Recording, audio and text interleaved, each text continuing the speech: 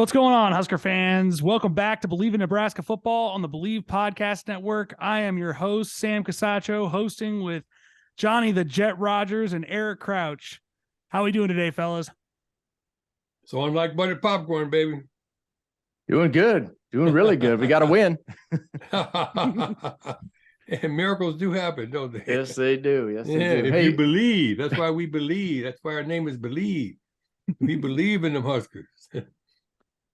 Hey, guys, basketball is back, and betting online remains your number one source for all your sports betting needs this season. You'll always find the latest odds, team matchup info, player news, and game trends at BetOnline. And as your source for all sports wagering information, BetOnline features live betting, free contests, and giveaways all season long. Always the fastest and easiest way to bet all your favorite sports and events, whether that's the NFL, NBA, NHL, MMA, tennis, boxing, or even golf. Head to betonline.ag to join and receive your 50% welcome bonus with your first deposit.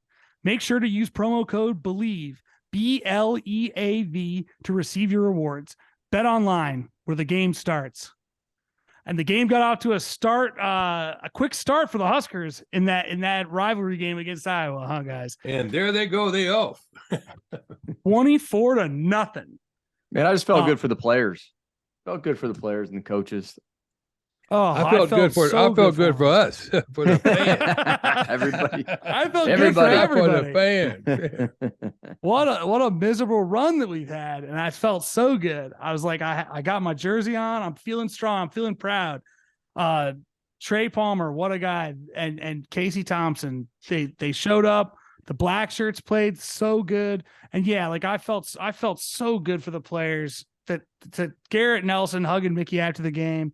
I mean, it was an emotional thing. Like, it's got to be really hard. It's hard to talk about it, and I'm sure it's even harder to go through just the painful losses and things that this team has had to endure, and having to go through losing Scott as your head coach, whether he was doing a good job as head coach or not. Like, a lot of these guys came here to be coached by Scott, so it ended up being a pretty happy ending. I mean, there are Huskers who have come to this school, played here, and graduated that never beat Iowa. So Casey Thompson and Trey Palmer showed up in their first year and got it done. So I think that those guys will be remembered. Their legacy is established, I think, yeah, I agree. I mean, I'm just thinking about this, sitting in front of three different head coaches in the last, 9 weeks. So that's got to be pretty tough on a team. Yeah, they've had a lot of things that haven't gone their way, 100%, for sure.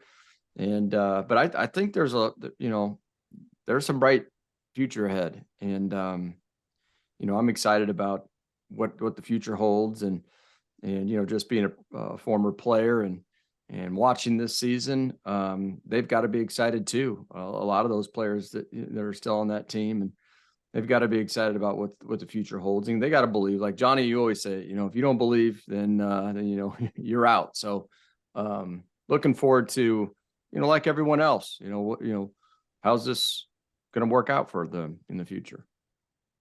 Well, I think we still got to do some recruiting. I think that the new coach that we just hired, one of the things that impressed me about him, he really made an emphasis on the offensive and defensive line. That you had to have a line, what's up front that counts. And I'm a firm believer of that myself, because I've been saying all season long, if you really wanted to beat us, keep the ball on the ground. Iowa didn't do that. They started trying to pass, and most all the other teams are able to get first down after first down after first down, because we just don't have the guys up front to really, to stop them. And we don't have the offensive line to push them off. So we're going to have to make some changes. And definitely in the offensive and defensive line, coming up. So I don't know how many people we're going to be able to keep, but it's going to be slim and few. But I'm just glad that we did win this last one, because anything can happen if you just plan it right. We just can't bully people anymore, and that's what we got to get back to, where we have the bigger and the tougher guys, because we certainly don't have them right now. Yeah, I mean, as great as that victory was, like I know I was sweating bullets down to the final drive because Right. like they had 50 yards on the ground the whole game. An offensive line couldn't block. It was basically, they're moving the pocket.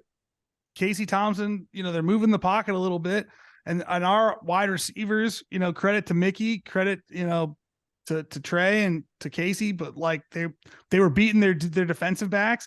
And Casey talked about that after the game, that he just said that, I honestly kind of wish that they had done what Casey wanted to do, which is keep throwing. If you can't run it at all, keep going after him. You're up 24-0. All of a sudden, they only needed one drive to tie the game. They ended up winning. That's the important thing. But I think how close it ended up getting when they're up 24-0 showed that we just have some things that need to be done, that there's a large hill to climb. As great as this was, as fun as that win was, there's a large hill to climb to get with Matt Rhule.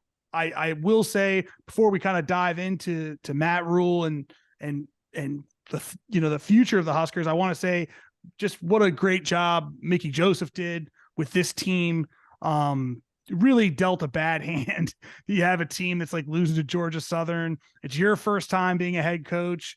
He had to get a team to believe that they could still win, a team that had lost again and again.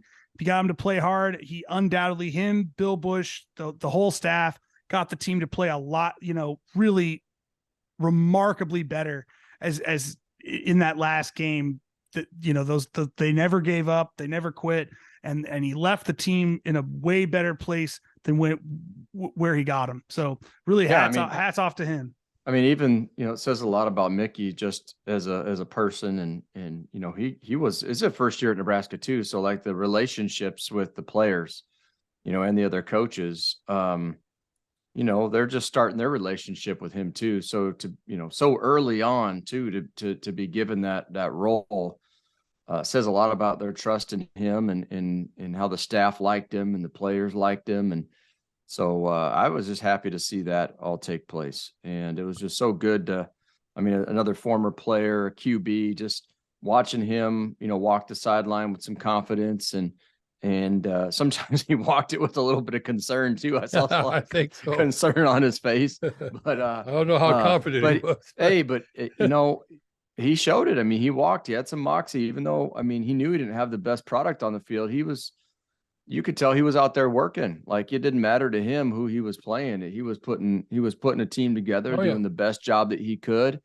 And going out there and being a leader for the team. Like, it's nice to see him talking to his players and really getting engaged. And I just, I loved seeing that. And I like seeing his energy. And to me, the head coach is, responsible for how the team comes out and plays. That's just end of story. And you can't expect some strength coach or somebody else to get the team up. That's got to be the head coach's job. And that's not just done on game day. That's done with weeks and weeks and weeks of preparation and leadership. And, if you're wondering how your team's going to come out and play on game day, then, man, you're going to be in for a long season. So, anyway, I thought I'd say that about Mickey too. I'm glad you brought that up because it's very important to talk about. We're all proud of him. I think that's going to be one of Mickey's jobs moving forward, is to keep the team pumped up. I think he's gotten a lot of respect from him. He's a players type coach, where I always was said about Devaney, I'd rather slide bare ass on a razor blade than to disappoint Coach Devaney. And he's that same type of a coach who gets a lot of respect from the players. And moving forward, I think that he's going to be that energy that the players look to on game day. And Coach Rhule will have several different responsibilities, but I still think that job's going to be Mickey's, because Mickey does have the respect of that whole team as those that are going to be returning. Well, I loved what Mickey said in the press conference after they said, did you get nervous? Like, they're, kind of watching the same thing happen that happened in the Wisconsin game. Were you ever nervous? And he's like, oh no, I'm from New Orleans. He goes, I don't panic. And he said, did the players get nervous? And he goes, no, daddy don't panic. Kids don't panic. But Johnny, you're kind of talking like his future with the team is a foregone conclusion. Do you know something that we don't like? I think that I agree. I think that he should be with the team and that he should be retained. But do we know if that's going to happen, and how important is that to happen? Not just to the team, but the recruiting class, to the fan base. I think because a lot of people, like, I think all of us, like, we love the job that Mickey Jospeh did. We think he did a good job. I think some people feel like he could have probably been the head coach. Not that, not a knock against Matt Rhule at all, but just that's where it's kind of at. How important is it to keep him on staff? Well, I think it's a must. I think it's a given that he stays on the staff, or else we start from ground zero again. And we're building on momentum now, especially coming off the win. Mickey did a great job all season holding it together, and to end with a win, it really takes them to another level, and it's going to help them when recruiting. If they lose Mickey altogether, then we have to start off all from scratch. We don't have anything that we actually have built on for momentum. But I don't know where I've seen it, but I was under the impression that Mickey already had a deal in place for assistant head coach responsibilities, and that was part of the deal moving forward. I can't remember where I've seen it, but I thought I read that someplace or seen it somehow. You're not wrong. Like, I think they had the interim head coach, his taking that position structured in such a way that he could return to his former role, right, in the event that this happened. But I do think that Rhule has to decide to keep him on. It could be wrong. I think Mickey, if Mickey wants to stay, he's staying. I don't think Rhule wants to rule him out. Because he needs help, and he understands what Mickey has done more than we do, and he can't really afford to lose that, because we have a recruiting class that we've been recruiting already coming in there, just thinking Mickey's going to be there. So if it's in his best interest, Rhule, to make sure that Mickey's a staple in this on this team. Yeah, I agree. I think he's got to be here. His ability to recruit. His ability to get the team up for games. I mean, right.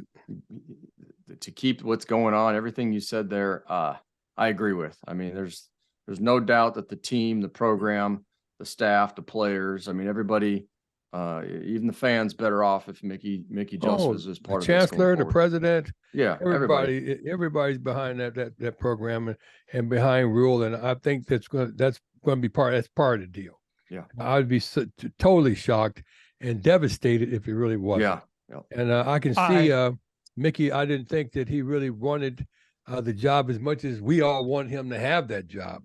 But I think that he did want to stay on and be part of the program and continue on. And I hope that that's part of what they're thinking, because if that doesn't take place, then we're in trouble. Yeah, I completely agree. I think it's huge. Not just for the team and for all of the football reasons that you guys just mentioned. I think though I think that those are all 100% spot on. One of the reasons I think, and something that Scott had going for him when he was hired, is that, like, you had the whole fan base kind of behind him, and it just doesn't. If Mickey, after beating Iowa, I mean, I think I said last week, like, it's somehow the last time we beat Iowa, we fired that coach the next day, fired Pelini the next day, didn't win for 7 years, and now the head coach that's beaten Iowa again somehow isn't our head coach today. But I think that it's him staying on. If he doesn't stay on, I think that there will be at least a faction of the fan base that is upset about that, and oh yeah, we'll put Rhule's first season under a lot of scrutiny. I mean, I think if it doesn't go well and they don't beat Iowa, all of a sudden we have a very negative energy flowing around this team. And that's a thing that I don't know if Rhule has necessarily experienced before. Baylor and Temple aren't the same kind of fishbowl that Nebraska is. I don't think even maybe the Carolina Panthers is that kind of a fishbowl of, like, this is, everybody's very, the state is very tight knit. If they start writing bad stuff about the players here and about the team and what's going on, if everybody's not 100% behind it, it turns bad quickly. And Scott benefited for years of just having the entire fan base behind him. I think we watched Pelini, who won 9 games a year.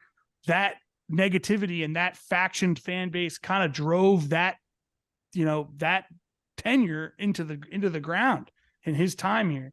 That was kind of the undoing of the Pelini years, was that there was just, unrest under half the fan base didn't like him and didn't like the way that he conducted himself, didn't like getting blown out. And that happened. That will quickly happen to Rhule, I think, if Mickey is not retained. So I agree with you guys that I really think that it's crucial to keep him on, just to keep everybody in line and unified behind him continuing to coach. Cause I think he's a good coach and I think he deserves a chance. It's just, things will get ugly quick if he doesn't retain Mickey. That's what I think. Cause I think there's still a lot of work to be done and it's probably not going to happen overnight.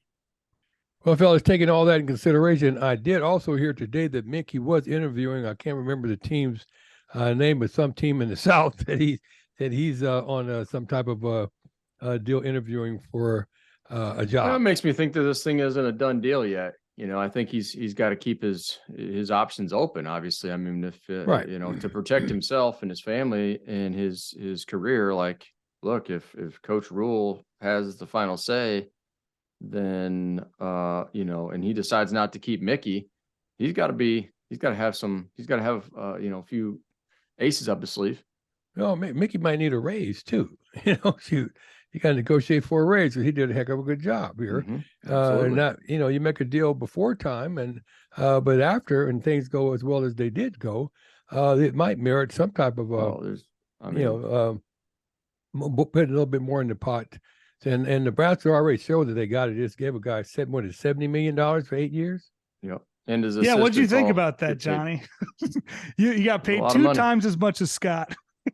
you wanted to see less than Scott. They said, "Oh, let's just do 2 times as much." Well, I tell you, we show that we're committed. We're committed. We put the money in. I think they already owed him $40 million from the team when he left. The only thing that shocks me is that you give a guy $80 million, $70 million who just got fired from another team. Yeah, that's true. That's true. You want to make more money, get fired. Well, you know what? Who just got fired from another team. Now, I could see if he had just won a championship someplace, but he just got canned and got $70 million. So I don't know what we're thinking. That puts us out there a little bit, but we're committed to it. So if he can do what we need him to do, and we're willing to put the money behind it, we got our fan base behind it. He really does know what to do. Rather even not being even a good coach. If he's not a good coach, maybe he might be a good organizer and be able to get the people in here to get the job done, because we're willing to pay whatever the price is. We're showing that for someone with the type of experience to pull a team together, to build a team. But he did just get fired from his last job. Yeah, he did just get fired. But I think everybody thinks about, Saban getting, leaving Miami or whatever, and then coming and being so good. Like, things didn't work out in Miami and he came back and it was so good. That's what you hope happens. I think, the thing that I felt best about was something that Trev said about, Rhule, and I haven't done fully, I've looked at the records. Like, I know that he built both programs up. The first year wasn't great, like 1-10 at Temple. And then, the next season, 2 seasons are 10-win seasons. And a similar thing happened at Baylor, probably the second worst, college football sex scandal at any school, outside of Penn State with Sandusky, happens at Baylor. He able to turn that around. They won more games than they ever had. So that's great. But the thing that Trev said to me that stuck out the most was that it wasn't just that he turned those 2 teams around. The way that he turned those 2 teams around couldn't have been more different.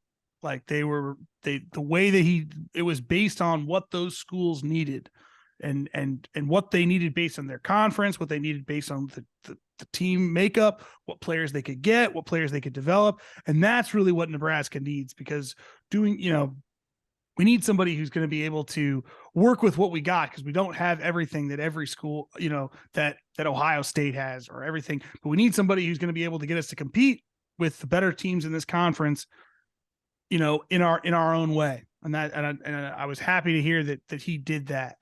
So you were at that introductory press conference, Mickey, that thing was a spectacle. Like that looked like a lot of fun. How, did you get a chance to talk to him? Oh yes, I'll show you. I have a picture of he and I and his son doing a Heisman pose. So that's been I posted. love that. I'll send you a copy of that. Yes, I got an opportunity to talk to him, and I talked to him about former player development being one of the things that I would like to see happen down there, because we have former players all over the country. We have former players in the pros. We have a lot of different players and different people that can help us in our recruiting efforts all across the country, and we failed to use that. So I told him that I hope that we start taking a look at that and build that fan base up for former players that actually would be able to help with the and correlate with the program. And so he said he would definitely take a look at that, and that was possibly in his plans.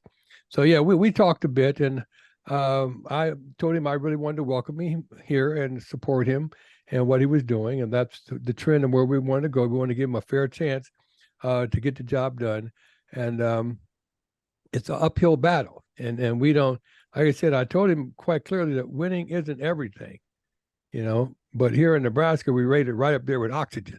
It's pretty darn important. So whatever we can do to help him, we're willing to help. But we had to put more time into our local players in Nebraska, our local talent. Lots of times I see that we take our local guys for granted. We give other guys scholarships over them and expect them to walk on. And I can't ask a guy to walk on when they have scholarship opportunities at other places. And we need to recognize our talent and recognize that they need scholarships as well, and to treat them that same way and get our local talent together, because that builds the fan support all the way around. Yeah. But we haven't done that. We haven't done that. Here in Omaha, they very seldom give scholarships down there. A lot of our talent, Iowa does. A lot of other people around us give our kids scholarships, but we want them to walk on. And, it's not. I look forward to the day where they're getting more scholarships, here out of the state of Nebraska. Right. That's what I'm saying.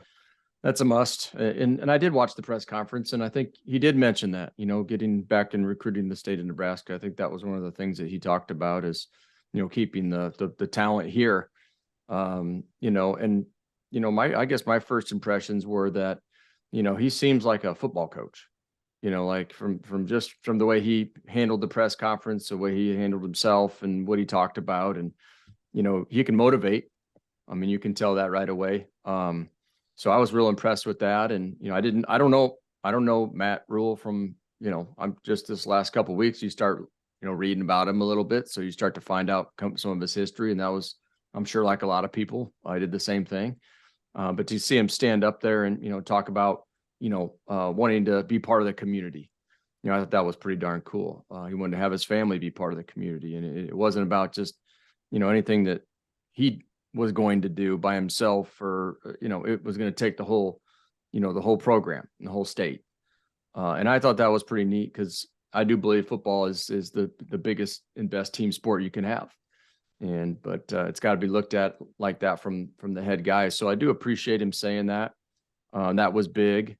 He definitely has the confidence that you're looking for in that moxie and a head coach. And you start looking at where he's been a lot of places. And, and I think you can tell he's going to demand, he's going to be a demanding guy for the players and coaches, and practices are going to be tough, and they should be tough.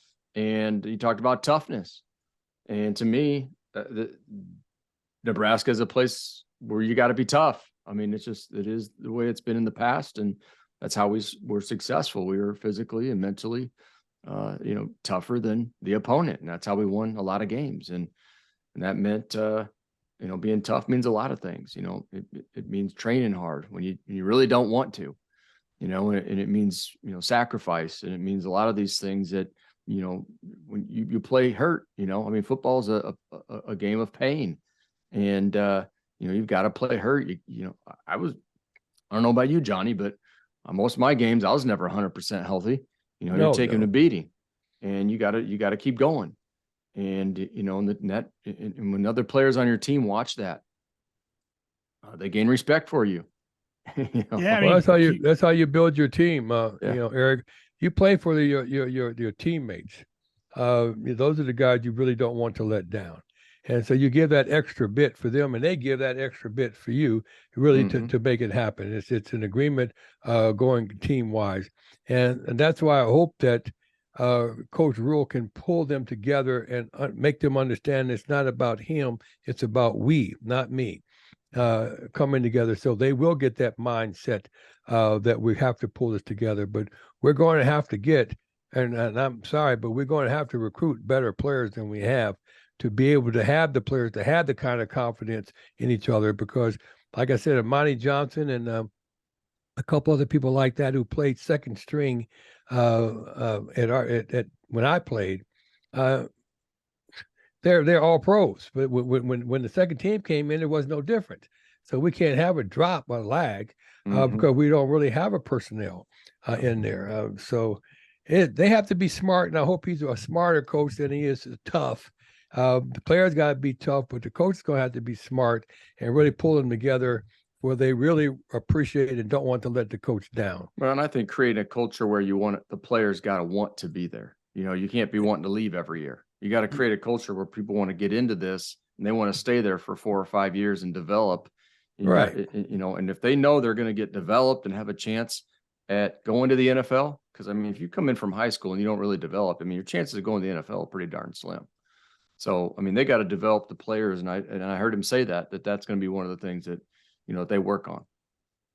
Yeah, I think he prides himself on that. And I think you guys are right too about getting the kids from Nebraska. I saw a list the other day of just like how many kids have ended up going to different schools and which schools they were. A lot of them are in the Big Ten. I mean, it was just like, oh my gosh, that can't be happening. We don't have the population to afford that. No. So, and I think sometimes it's that they're not getting scholarships, and sometimes it's, we don't, we're not an attractive place. No one wants to come and lose. So winning will cure that. And toughness, I think that's all right. I think everybody loved hearing about the offensive defensive line. I think that's going to be incredibly important. I think we've known it's incredibly important being in this conference, and the way that every team plays, the way the teams, particularly in our side of the conference, for as long as there still is a side. So that's huge. And you guys are right about toughness and people, playing through stuff. I mean, I think Casey was a prime example of a tough player. Can you guys believe that he was playing with a torn labrum in his throwing shoulder for the whole season? That's unbelievable. So players doing stuff like that, and getting better in the trenches, I think is he said all the right stuff. I think that's the bottom line. He said the right things up there.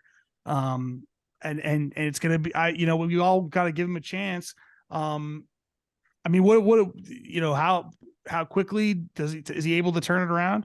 I think people will probably expect for him to turn it around in a couple of years. Like, I don't, you think they go bowl game next year? I think they would expect to go to a bowl game. I expect to go to a bowl game next year. I do too. I think we can go out and recruit whatever we need to be able to at least do that. Because I really thought we were going to be able to pull that out this year, even with the situation being like it was. Well, it is. But we don't have the personnel. Like I said, John Dutton and Monty Johnson are our second team. When they came in with Richie Glover and Willie Harper, we did not see that big of a difference at all. And so I remember very vividly here this season, I went down the field when we were playing Oklahoma, and I seen the Oklahoma players, the linemen, and the team, and I seen our team, and our team looked like boys compared to those guys. Like, man, it was no way that I had confidence, and I'm positive. I'm a positive person, but I was positive that we weren't going to win that game because they had horses. They had recruited the right kind of players, and we hadn't. Well, let me tell you something on the bowl, because I agree that we the development's going to need to be there. We're going to need better players. I think Rhule said that. But on do we expect to go to a bowl game thing? It kind of goes back to our conversation about Mickey Jospeh, because I think that had Mickey Jospeh, I mean, despite this team, if he had started off the season, right, given the teams that Mickey did end up beating, there's no question that he would have beaten a Northwestern team, that Bill Busch would have beaten a Northwestern team that didn't win another game for the rest of the season. That's who they were. That's who the Huskers lost to start the year. That's who Casey Thompson and Trey Palmer lost to under that. I mean, it is what it is. But like, we let a coach, like, I think he would have won that game, and I know he would have won that Georgia Southern game. That's the 6 wins. That's 6 wins. So it's a given. That's 6 wins he would have had if Mickey Jospeh had been our coach. We would have had 6 wins this year with all the problems that we're talking about. I agree. Depleted roster, with Scott, lack of development for however many years. So, as bad as the roster is, that's fine. But I do think that you could come in and I'll tell you what, if you don't retain Mickey Jospeh, everybody will be talking about that next year. You don't make a bowl game. So we got to keep him on staff. And I think that should be the expectation. Yeah, I definitely think it should. I think a school like Nebraska should make a bowl game. Without a doubt. And like I said, it'd be bad enough if for whatever reason that they don't keep Mickey, he's not part of that process, then it's going to be a whole different type of environment around here. Period. Yeah. We don't have anything to build on. He's giving us momentum right now and confidence that we can move forward. Yes. And like you said, if he had started the season, we would have won a couple of more games and we would have went to a bowl game. And so now that we have a new coach and Mickey, that we should be guaranteed darn near a bowl game our first year and start moving up. It's just about having the confidence. This is not Temple. This is the Big Ten. And we got SC coming in. Was it Texas coming in too? I know another. We got to play Colorado. We got to play UCLA. Yeah. They're coming in. Things are going to get tougher. I don't think they come in next year. They come in 24. No, not next year. But they are coming. 2 years. 2 years from now, they're coming. They're coming. You have to play Colorado next year, so we have to. Everybody's going to be hyped for that. I hate Colorado, so did they win one game? I don't know what their record ended up being, but I know that they're talking to Deion Sanders. I know Deion Sanders confirmed that they've offered him the job. So they could be Prime versus Matt Rhule next year. That will be a wild game. But I think he's off. I'll say this. I think that he's off to a good start trying to get Casey to stay.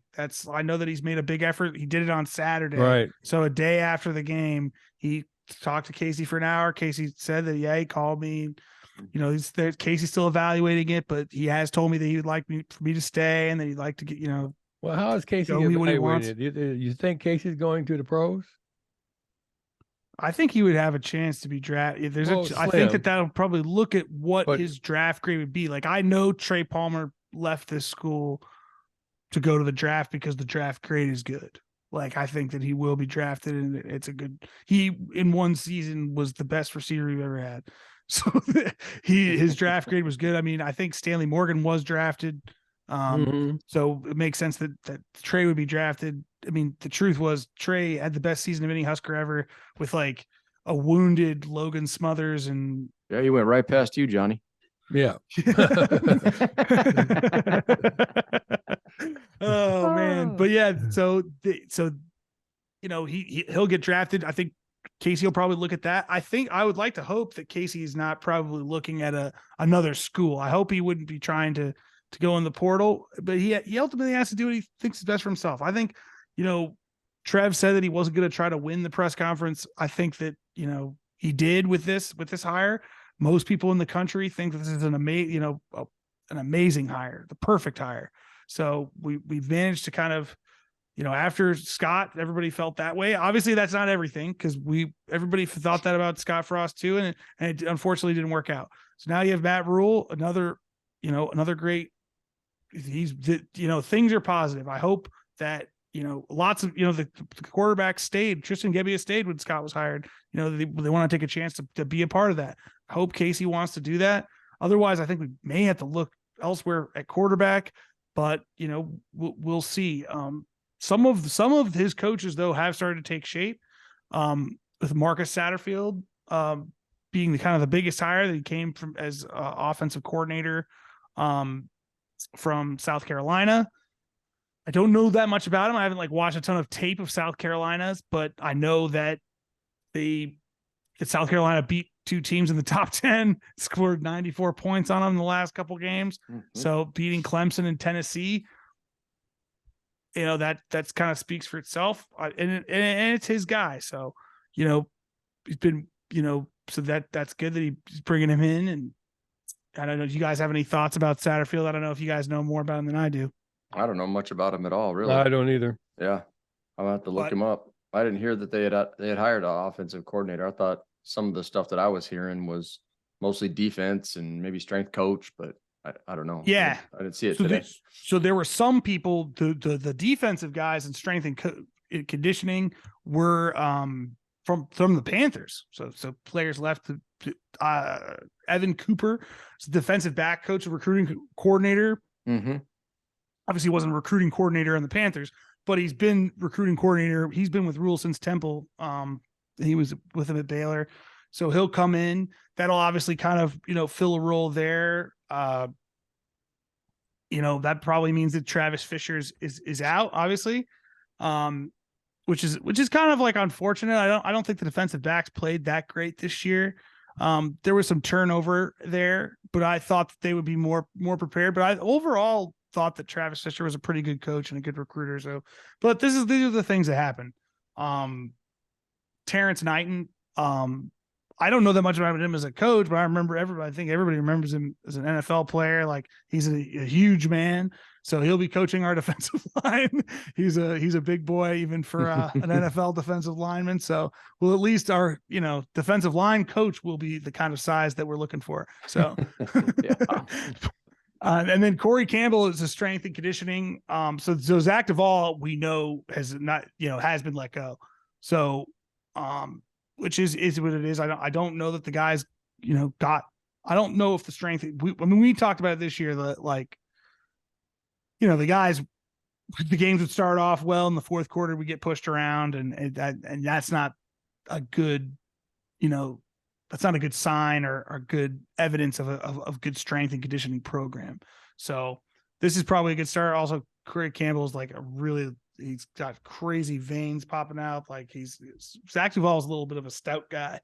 So Corey Campbell's pretty ripped. So maybe that'll be a good sign. Other than that, like, I don't know, you don't know that much about these guys. So I think looks good. I mean, he's getting his guys in here and, we'll continue to see, but I think the future is really, I don't know how much better it was going to go in terms of who we were going to hire. I mean, I think Urban Meyer probably would have been a mistake. Like, I think that, I don't think would have had that kind of a press conference if you hired Urban Meyer. I don't even know if Urban was looking. I know that Trev said he was looking at 13 other coaches and we'll never know who they were, but I'm sure that some of the people that floated around in the rumor mill this whole season are on that list. And I think, Rhule's got to be up there with, really at the top of that list. And so getting him is a good sign for the future. Well, I sure hope so. I still can't get by just getting fired, and that's our hope for the future. I mean, it is true. Well, Johnny, I mean, you go to the college coach versus NFL, and sometimes that just is a whole different game. Yeah. That's the way I've seen it. A lot of guys go to the NFL from college and they come right back, after a few years. I think that happened with Chip Kelly when he was making his. It did. UCLA is really good. Really good. Yep. Really got it back. I don't know. Sometimes it just doesn't translate. Maybe it's a program you're at in the pros too. And, well, I don't know. I'll tell you this, like about Matt Rhule, like I think my understanding and what I kind of think didn't work out for him is like what he kind of made his name doing in college football. And he said this much during the press conference was that he likes to take players and develop them. And that being like I think what he was doing was taking kids who, were maybe had size and speed, but just fundamentally weren't really sound in a lot of ways at the schools he was at. And he was able to kind of teach them how to play the game. Whereas like in the pros, like those guys are kind of, they're kind of developed, and a lot of the coaching in the NFL is based on, what system do you run and how do you utilize the developed players that you have, and what system, do you utilize the skill players that you have, and does your system emphasize their strengths and stuff? There's a lot of that kind of stuff. You're not really developing some really strong, fast guy and teaching him how to play football. Well, I don't know. That he never has. I would think that you'd have more opportunity to develop a person in the pros than you do in the 3 years or so that you have in college, because you have time there. Yeah, we don't have time. Our guys have to come in. That's why we start freshmen sometimes, because they come in, ready to play. But you don't have a lot of time. That's why we can't keep developing the players that we have now. We need players to come in from a junior college ready to play. Well, we're knowing systems, but in the pros, you could have 3, 4, 5 years. You could develop people. We don't have that time. We got to get players that are kind of ready to go right now. And they always talk about boys, but our boys are young men. I think he's going to need some time, Johnny. Like, I think that he's probably going to need to bring guys in, young guys. I think being in a position where you have to start freshmen is not a great position to be. We may be in that position depending on what the depth we have at certain positions, but not necessarily freshmen, but like I said, the junior college guys we can bring into play. I think that's good. And like I say, play enough to initially get to a bowl game, and then build on that. But I think he needs to develop the classes that the really young guys that come in. And I think that's what he's supposed to. That's what he says, and that's what people tote that he is able to do. So that's what we have to give him some time to do that. But we'll see. I agree, though. I think that I liked that he said, "I'm never going to go out there and coach a game that I don't expect to win." And that people come and pay them. That I really liked that he said that, because that's what I think about all the time. Like, I remember watching the Ireland game and just thought of how many people spent thousands of dollars to fly to Ireland to watch Nebraska, to watch that misery, watch Scott call an onside kick and to know to have spent that money and then watch Northwestern lose every other game the rest of the season. That's miserable. I mean, that's really miserable. That's really expensive. A lot of people don't have that kind of money. And I really appreciate that he said that people that he has a responsibility to this, that he thinks about that everybody's coming and putting their hard earned money and paying for a ticket to watch this team play. And that he thinks about that and expects to win the game. He expects to at least put a team out there that he's proud of. So he said all the right things. He said all the right things, I think. So no, I'm excited about the future too. I echo those statements. He's the right guy. I like to support the head coach and especially in this situation, I think we got a good one, and hopefully Mickey, I'm hoping he's on board, because I think, Johnny, you're right.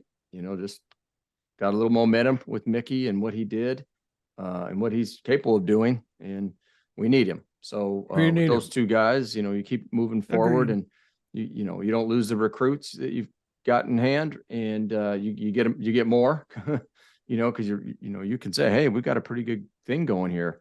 It's hard to go in and recruit and say, we just lost half the team here, and we lost all of our coaches, and everything's gone, and we're but come here, So I mean, that's tougher. That's a little tougher. So I like it with Mickey 100%. And Johnny and I, we're both former players born in Nebraska. I mean, we want to see this thing succeed. And so from a former player's perspective, we're looking for all the right things. Where, to me, like when Coach Rhule was on the press conference, and to me, he just, it just seemed like he was a coach to me. Like I was just trying to read into it maybe a little bit too much, but he seemed like a real football coach, and that's what I appreciated. Old school mentality. And it's been a lot of places, so he's seen a lot of things, and he probably has that nasty taste in his mouth from that one season where they won one game, and he doesn't like that anymore. I mean, and you can tell he doesn't, because he turned those around pretty quick. A year or two later, they're winning 10, 11 games. I mean, that's pretty good. If we can do that here, then we're doing all right. Yeah, well, this is the Big Ten. A little bit different. little it's bit gonna be different too when you bring It'll be UCLA different. and USC too, because you're bringing 2 top programs now. And That's right. and what happened Oh, is, yeah. you know, when that happens and we don't have our ducks in a row, we go further down the list. So Yeah, we want to USC be is back ready at the to top. go. They're Yeah. in the play. They're in the playoff. But hey, this guy coached. I mean, bad taste in his mouth about a 1-loss season. I'm sure he has. I know he's got a bad taste in his mouth about getting fired from his NFL job. And he coached in the NFL. I don't He had know. to play They against still NFL they teams. still owe him $40 million though. It can't be that bad. I don't know if you got does that get offset though? Because we paid him. Like I think it gets offset. Like I think they don't have to pay him now because he's Somebody's getting gonna paid pay more him. to be here. We might pay him, but we might have taken over that liability. I don't know. Or he I might. think we did. That's Or like to what pay- that's why like it was tough because we were right last week when we reported that he had that he'd turned it down. That was what they were talking about, that there was a moment where they didn't think they were going to get it done because they're negotiating not just with each other. Trev's negotiating with Rhule and with the Panthers about like what the situation, what the contract's going to look like. So, well, that would be better. That means that we took over the 40 million rather than and then gave him 30 more. so we're paying him 40. We're paying him a lot of money. they got Twice off the as hook. much I'm as pretty Scott. sure. I think the Panthers are off the hook. It's not like Mike. I mean, yeah, I'm sure that New Trev number tried one to, Husker fans, Carolina Panthers. yeah. They're rooting for us. They're rooting for us.